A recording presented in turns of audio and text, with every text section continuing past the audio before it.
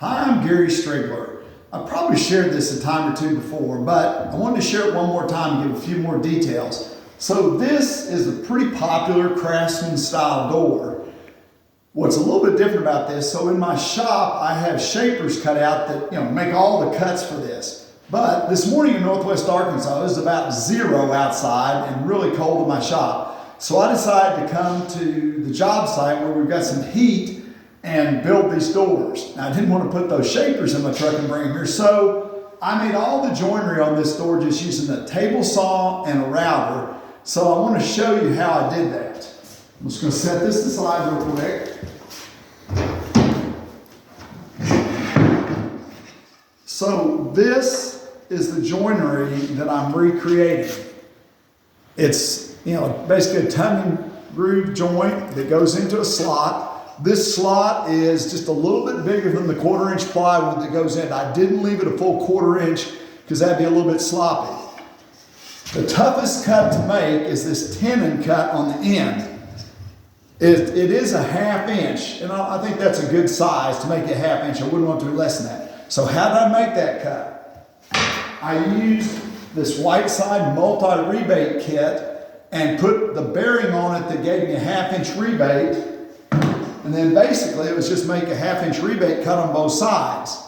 Now this cut is made on the table saw, and probably the #1 secret to successfully building these doors is you need to run all your material through a planer at the same time to get exactly the same thickness, because milling up this tenon is based on the router working on this side and then on this side, and that exactly centers the tenon.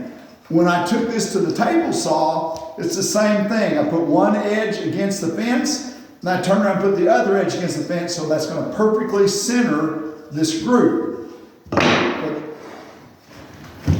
I use this little jig in order to help me when I make that tenon cut. It's just 2 pieces of material that are exactly the same thickness as my rail that I want to cut. And I slide it in and I line up this end right there.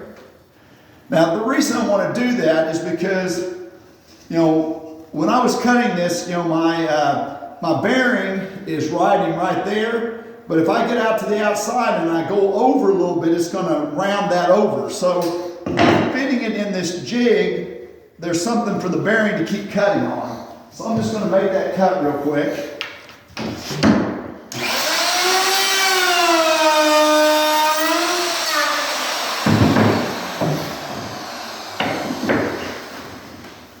I'll line it up again.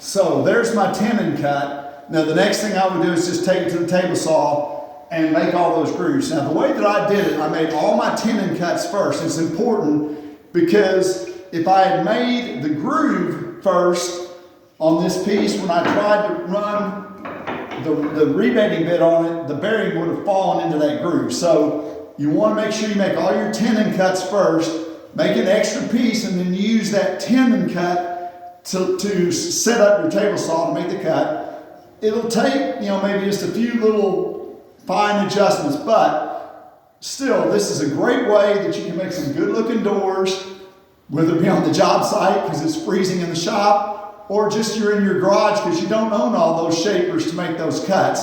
But you can use just using a router. Of course, a table saw, you do need a planer, or buy some of that material that's already pre-milled exactly 3/4.